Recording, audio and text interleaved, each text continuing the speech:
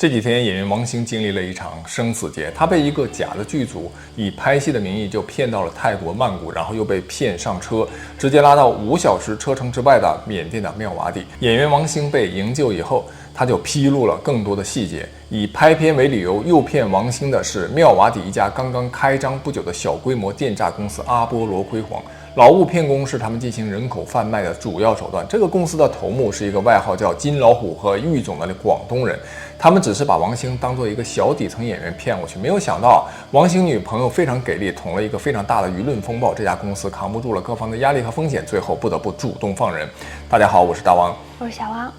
今天我们就来讲一讲这个王星被骗的缅甸妙瓦底是怎么建立起来的；2，为什么2023年中国大陆支持下的当地民族武装发起的军事行动，它就扫荡了缅北的这个诈骗团伙，但妙瓦底却依旧坚挺。第3，为什么电诈对象几乎都是中国人，海外华人也不能幸免，但中国人为啥就这么悲催呢？4，泰国旅游还能去吗？5，最为悲催的是为妙瓦底提供基础设施服务的居然都是中国企业。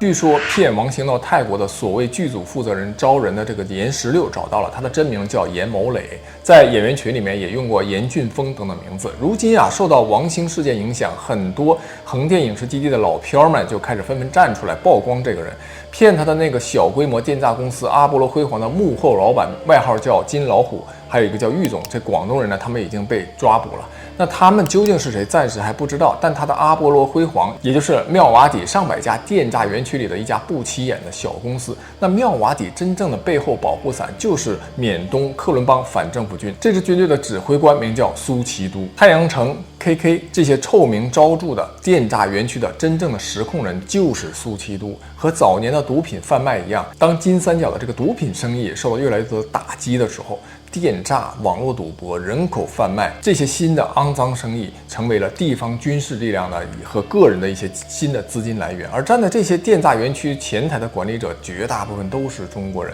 比如这个广东的金老虎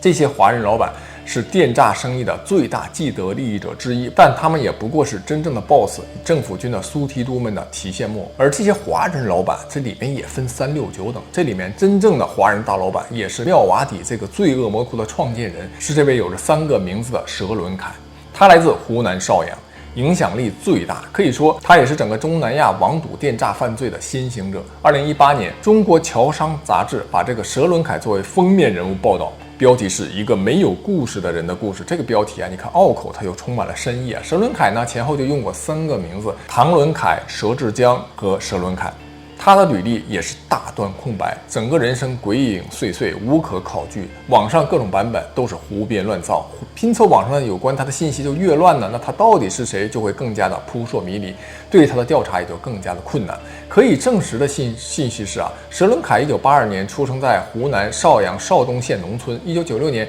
移居桂林之后他就辍学了。他跟自己的小姑学过裁缝，后来又尝试开农用机、修机动车、推销洗发水、做保安、开按摩店、做直销，先后呢就干了20多个职业。他自己解释就说他没有什么定力，什么都想干。其实这生性不安分的这个佘伦凯，看似无目的的混社会，其实一直都在找那个对他来说最赚钱的事儿。直到上个世纪的90年代末，不到20岁的这个佘伦凯终于接近了人生中第一个真正让他激动的灵魂颤抖的生意，那就是网络赌博。一开始他是像那些社会混混一样，也是在桂林租了一间破旧的屋子，就找几个会编程的开发电子游戏。他把这个网游呢就想得有点简单，以为轻轻松松就能弄出一个日进斗金的游戏来。不过那个时候网游还没有真正的兴起，腾讯和网易这样的游戏帝国那个时候还在苦哈哈的去做电信运营商的电信增值业务。而佘伦凯呢，自然他也没有赚到钱，不过歪打正着他就发现设计一个赌博网页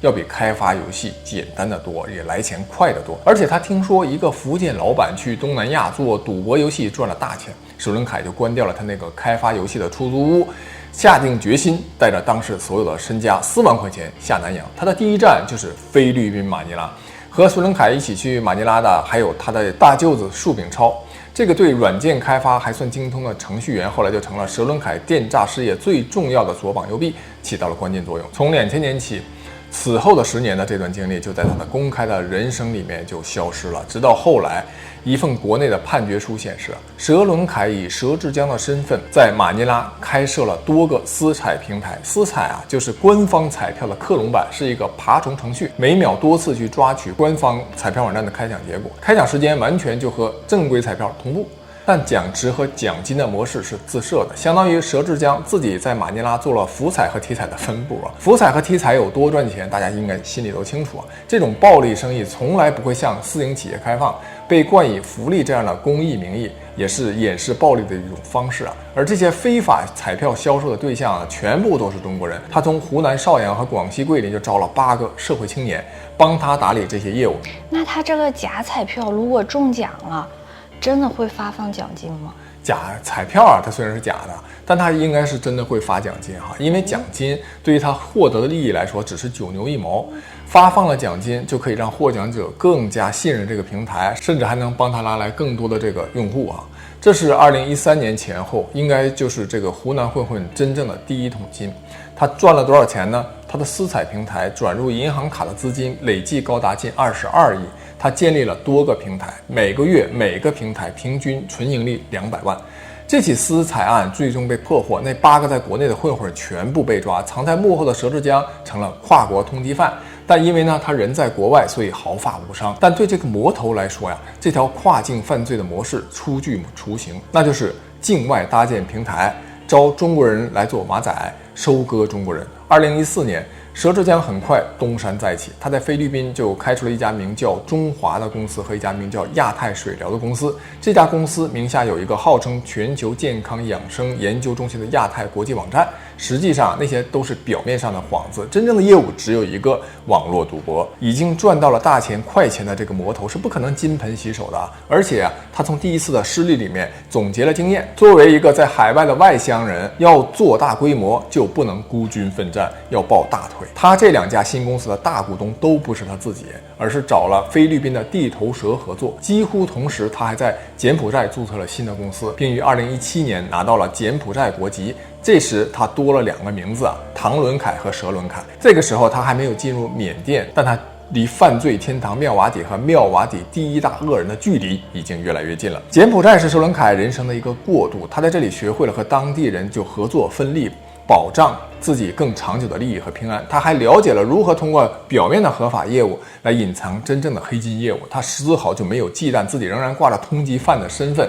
他做了个决定，就尽可能洗白自己，把自己的合法生意和自己的正面形象要放得更大。这时候他的缅甸国籍上的名字就派上了用场。他需要伪光正的企业家形象的时候呢，就用佘伦凯这个名字。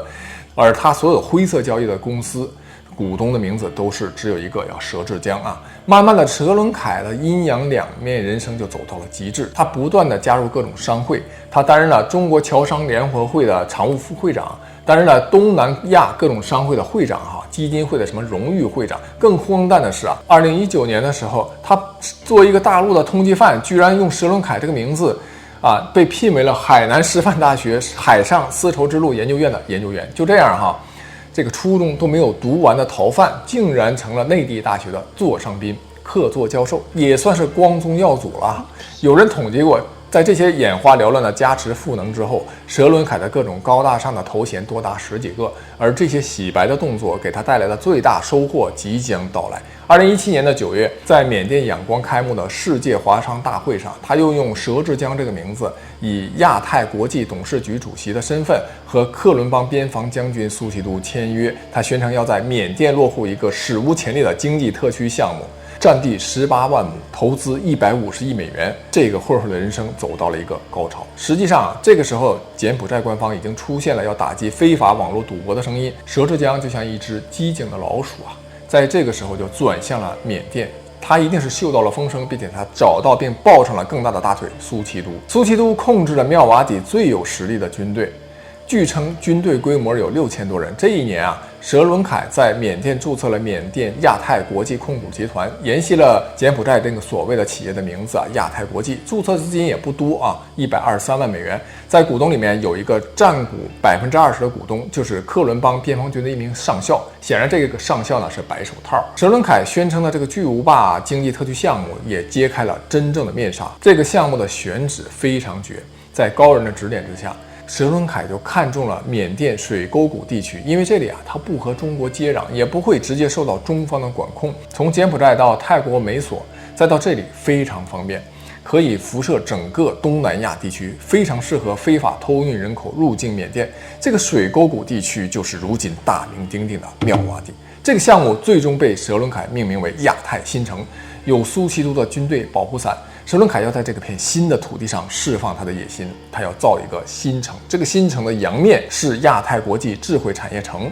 它的阴面就是亚太最大的电诈产业园。事实证明，佘伦凯的消息很准确。2019年，柬埔寨总理就正式发布针对网络赌博的禁赌令，柬埔寨声势浩大的打击网络赌博产业的运动全面开展。而佘伦凯早就跑了。这个东南亚电诈和网络赌博的先行者，把所有的跨境线上博彩业务全部转移到了缅甸。2019年的时候，亚太新城大举招商，很多内地的小地产商都参与了建设。亚太新城里的全部基础设施建设都是为了承接跨境博彩，一边建设一边已经入驻的博彩公司就开始在 Facebook 上通过小组发布招聘信息，每天超过60条的频率，包括网络客服等等职业底薪6000加提成，招的都是中国人。基础条件是要求电脑拼音打字速度1分钟30个字以上，会说中文。这就是为什么王兴说他被骗到了妙瓦底之后，第一课就是培训打字。实际上，博彩业务就像一个毒瘤，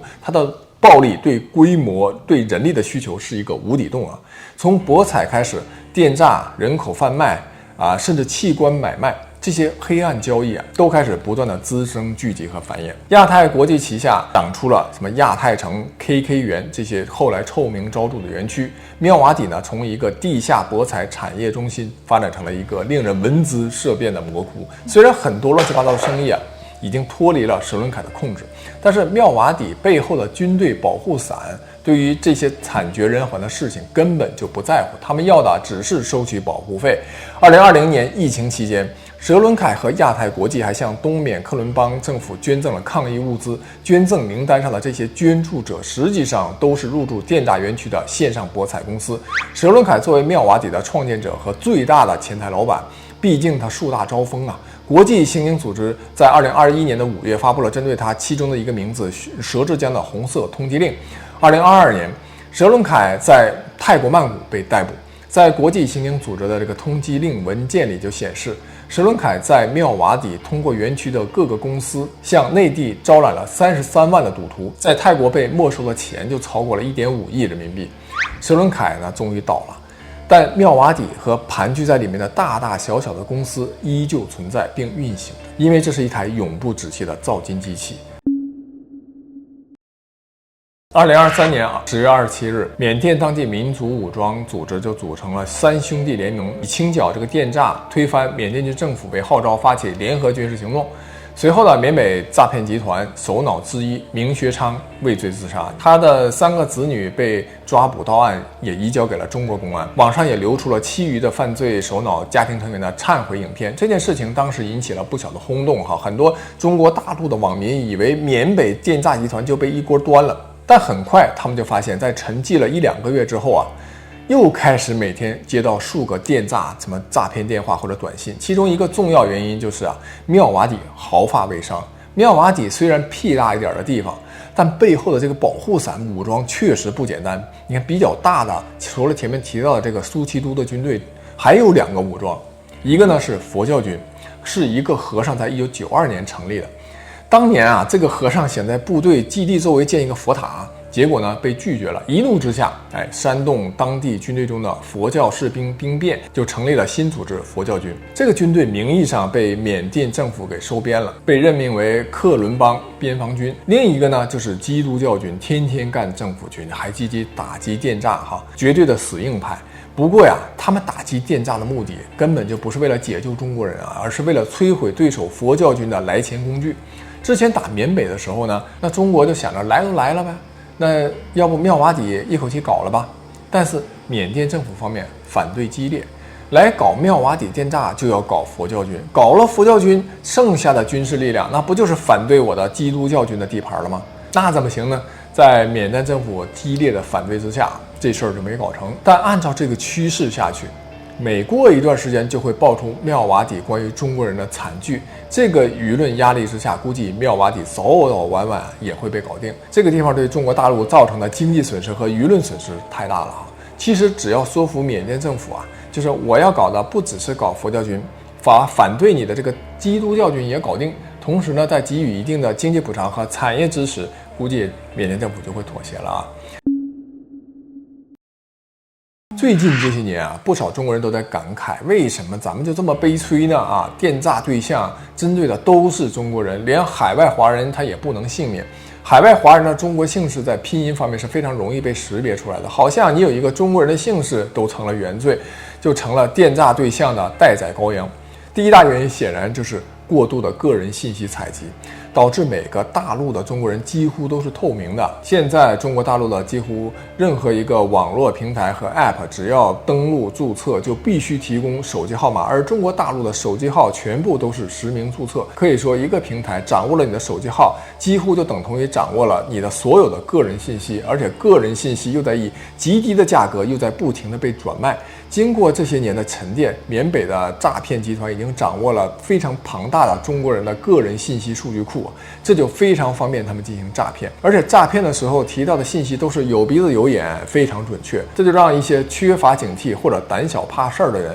就容易上当。第二点原因，随着像东南亚以缅北为代表的电诈园的这个兴起，规模性组织电信诈骗犯罪成本极低，但收益却极高。对于这些犯罪分子来说啊，这是一门极好的生意。你说他们犯罪成本低，那就是因为啊，他们只要在园区内搞电诈，给当地的保护伞军队交股份或者交保护费，他们就可以在这里比较安全的实施犯罪。第三点，比较来看一下，为什么西方发达国家人群被电诈的人少？其实你看西方发达国家的人啊，他更容易信任别人，警惕性更低，按道理来说更容易上当受骗，而且中产阶级也都有一定的资产，对吧？这里面很重要的一个原因就是，这些国家呢，它主要讲英语啊，什么法语、德语等西语系的一些语言。如果说中国大陆有一批语言非常流利地道，听不出口音，我相信这些国家的人也会不间断的收到这个诈骗电话。首先，这个语言呢，它就是一个天然的障碍，让非英语国家的人去诈骗这些人是比较困难的。那为什么这些国家的本国人搞电信诈骗的人又很少呢？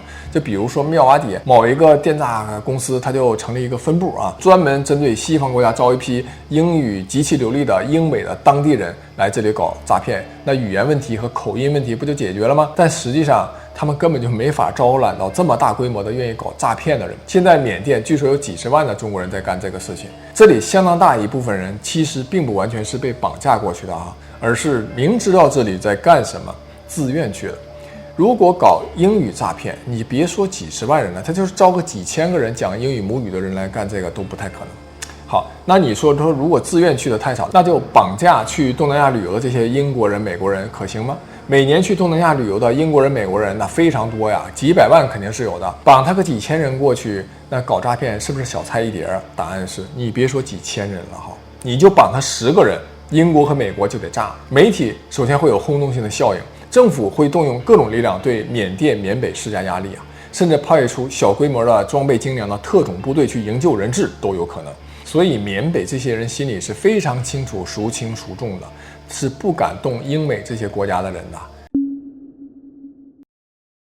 泰国还能不能去旅游，还安不安全？这个问题啊，得从多个角度看。有一个住在清迈的知名博主，这个人他是比较实在、讲真话的一个博主啊。他这2天因为王兴事件闹得是沸沸扬扬，他也在澄清关于泰国的安全性问题。他说，国人被骗去缅北的确实有啊。然后自己去缅北，然后又装成被骗的也有，因为不涉及泰国人，泰国警察也不怎么管啊。但这些事儿呢，和本地的生活丝毫没有关系。事实上，清迈它作为一个几乎全民信佛的山民熟人社会，可能是他迄今为止待过的最安全的城市。这个人他去过很多国家哈，所以他这个话呀还是比较可信的。另外一个角度看起来呢，就是好像也很有道理。就是网友说啊，他的一个泰国朋友就问他，你说那个演员是泰国人骗来的吗？你们中国人在我们的国家诈骗自己人，然后在我们国家做一些坏事情，然后又来说我们的国家不安全，嘎你们腰子的，诈骗你们的是我们泰国人吗？这就是你们所谓的逻辑思维吗？为什么你们要害自己的同胞，还要过来破坏我们国家的名誉呢？而且现在大陆拍现实主义题材的犯罪电影，为了规避审查，一般也把背景喜欢放在东南亚国家，尤其是泰国，这个其实影响更大，我觉得。估计现在泰国人还不知道这回事儿哈。如果知道了，肯定更生气啊！这个泰国人他说的好像确实有一些道理，干坏事的哈，基本上大部分都是中国人对中国人，但是他们也要想一想，为什么电大员都放在缅甸和泰国的边境呢？为什么不放在日本、韩国、新加坡这些国家呢？越南也没有电大员啊，柬埔寨经过打击也没有规模性的园区了，孟加拉和缅甸也接壤，也没有边境电大员，而妙瓦底这个地方离清迈满打满算就2小时哈，地理位置还真是方便啊！大量的人从泰国入境缅甸进入电诈园，泰国如果一点都不知道这件事儿，那确实也是太无能了吧？只能说负责这块区域边境管理的这些部门，他们一定是睁一眼闭一眼。有网友骑摩托车就到了妙瓦底 KK 园区和泰国边境接壤处，又放出了无人机去观察这个地方的情况，就发现这个地方有一个浮桥，3分钟的时间就可以轻松的往来两边的边境，而且这个地方路修得非常好，显然泰国方面不可能不知道这边的情况，但这里根本就没有人管理，既不设置围栏，也不设置边境管辖。缅甸的 KK 园区如此臭名昭著，泰国方面怎么可能不知道这一边的情况呢？怎么会不知道这边有大量的人口被运到妙瓦底去？知道有这样的一个漏洞却不去管理，谁会相信泰国对此完全不知情、完全无辜？对于绑架人口经过泰国进入缅甸又是完全无责的呢？网上就有人流传了这样的一个猜测说泰国的营救是怎么营救的呢？可能就是联系到关键人物，说喂，这个人影响力太大了你们赶紧把这个人给我放了，剩下的没人找，影响力也不大，我不管甚至网上还有这样的一个截图，大意就可能是泰国联系了缅甸的军方的相关人，这个军方就在一个中文的群里面问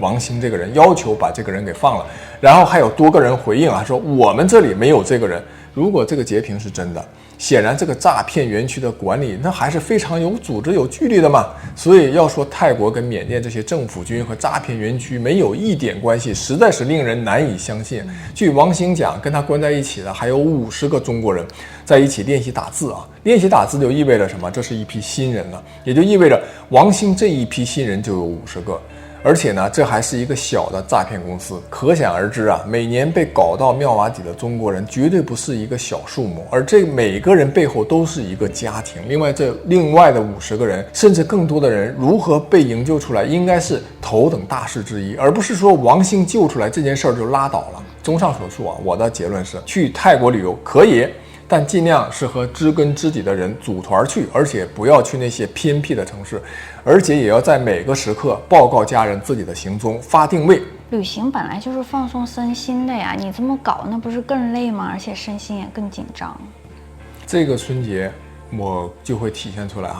大陆去泰国旅游的人次必将大幅下降。陈奕迅的泰国演唱会也因为这次的事件取消了。泰国政府如果关注经济的话，一定会觉得很痛，相信他们后面肯定会在边境方面有一些实际的行动，来让中国人重建信任。